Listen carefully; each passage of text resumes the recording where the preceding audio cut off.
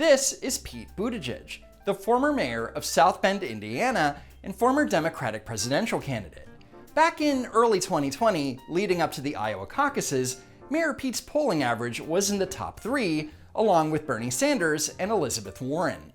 And when all was said and done, his showing in Iowa was much stronger than anticipated. And on the night of February 3, 2020, Mayor Pete declared victory in the Iowa caucuses. Iowa, you have shocked the nation. Former Vice President Joe Biden, on the other hand, had a terrible showing, placing 4th in Iowa behind Senator Elizabeth Warren. I am not going to sugarcoat it. We took a gut punch in Iowa. And with Biden on the ropes, it was time for old Joe and his team to start attacking the frontrunner. Barack Obama called Joe Biden the best vice president America's ever had. But Pete Buttigieg doesn't think much of the vice president's record. Let's compare. When President Obama called on him, Joe Biden helped lead the passage of the Affordable Care Act, which gave health care to 20 million people. And when parkgoers called on Pete Buttigieg, he installed decorative lights under bridges, giving citizens of South Bend colorfully illuminated rivers. Haha, roasted. Joe Biden helped save the auto industry, which revitalized the economy of the Midwest. Pete Buttigieg revitalized the sidewalks of downtown South Bend by laying out decorative brick. 10 months later. For Secretary of Transportation, I nominate Mayor Pete Buttigieg. So 10 months after that pretty scathing ad pointing out that Mayor Pete didn't have the experience to be president, Biden decided that Buttigieg had just enough experience to be part of his cabinet. This cabinet will be the most representative of any cabinet in American history. We'll have more people of color than any cabinet ever. We'll have more women than any cabinet ever. We'll have a cabinet of barrier breakers, a cabinet of first. In other words, the most important considerations to be part of his cabinet are race and gender.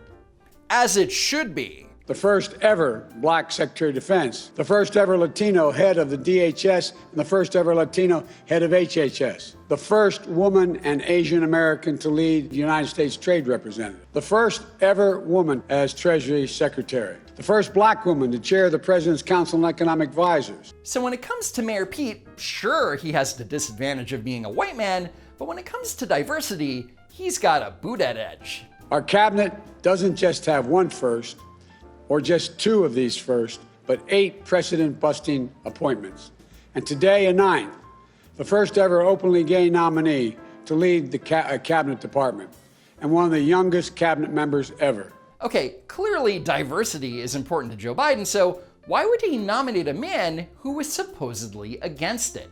Here's that Biden attack ad from February. And even when public pressure mounted against him, former Mayor Pete fired the first African-American police chief of South Bend.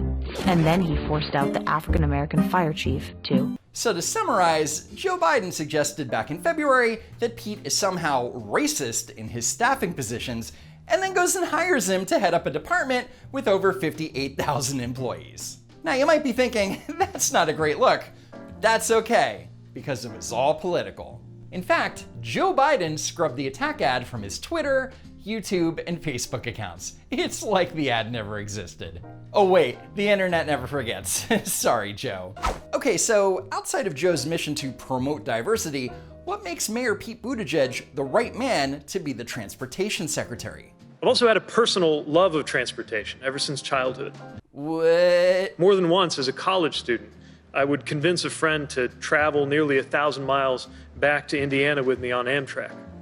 Though I know that in this administration, I will at best aspire to be the second biggest train enthusiast around. The fact that Joe Biden rode Amtrak every day from Washington, D.C. back to Delaware doesn't make him a train enthusiast. It makes him a commuter. So hang on. According to Mayor Pete, riding Amtrak a few times during college also makes you a train enthusiast? Yeah, sure. I spent a spring break in graduate school aboard a cargo ship, studying there. Guys, he was on a cargo ship for 2 weeks during spring break. He knows about transportation. Travel in my mind is synonymous with growth, with adventure, even love, so much so that I proposed to my husband Chasten in an airport terminal. So don't let anybody tell you that O'Hare isn't romantic. Oh, good grief. Okay, so just because you've been on trains and planes and in automobiles, and on ships, that doesn't make you an expert on all things having to do with transportation, and he certainly didn't seem effective in his capacity as the mayor of South Bend. You see, South Bend has a problem with potholes, but problems also bring social media opportunities. Here's Buttigieg filling a pothole in January 2017. But filling a pothole is the equivalent of a cheap Band-Aid, because unless you repave a road, potholes will keep popping up on your crumbling streets year after year after year. Now, you might think that that might disqualify a nominee who wants to run a $90 billion federal cabinet department, unless of course Joe Biden changed his mind and now believes that putting decorative lights under bridges counts as enough experience. It is nothing short of remarkable that a president-elect would elevate someone to run an agency, a $90 billion agency with some 50,000 employees, and the person he's elevating has never worked in Washington politics and has never run any part of a federal bureaucracy. And the next words out of Jeff Bennett's mouth should have been, and that lack of experience could be problematic. But instead... But Joe Biden believes that Pete Buttigieg is a special case. I mean, it is an objective fact that Buttigieg is wicked smart. He's also an effective communicator. Who needs experience when you're wicked smart and an effective communicator, right? Well, let's take a look back to 2016 when President-elect Donald Trump nominated renowned neurosurgeon Dr. Ben Carson to be his housing secretary. And even though Dr. Carson is objectively wicked smart and an effective communicator, there was a very different response to his nomination. Carson, a neurosurgeon, lacked significant experience in housing and urban development. Carson also has no experience in the field of urban development and housing. He's a neurosurgeon who did inspirational speaking. It makes even less sense that Dr. Carson would be running the housing and urban development. He's talking about home ownership and just things that seem very much out of his scope to me. Your thoughts after Ben Carson, neurosurgeon, that's where he got his fame. Your thoughts about him being the HUD secretary? Yeah, I don't know. I mean, I think about qualifications, and then I think he's not qualified for that. He's a brilliant surgeon. But when you're putting in people who have no knowledge at all of the policies that they are about to implement and the amount of money that the federal government spends on these policies, then I think the questions need to be asked. Ben Carson has no background in housing, right? No. And that's not that nigga lives in a house. That's his background in housing. That's it. And a lot of people are calling this a strange appointment, especially for a doctor with no government or bureaucratic experience. He's not a housing expert. He knows nothing of this subject matter. He does not know what he does not know.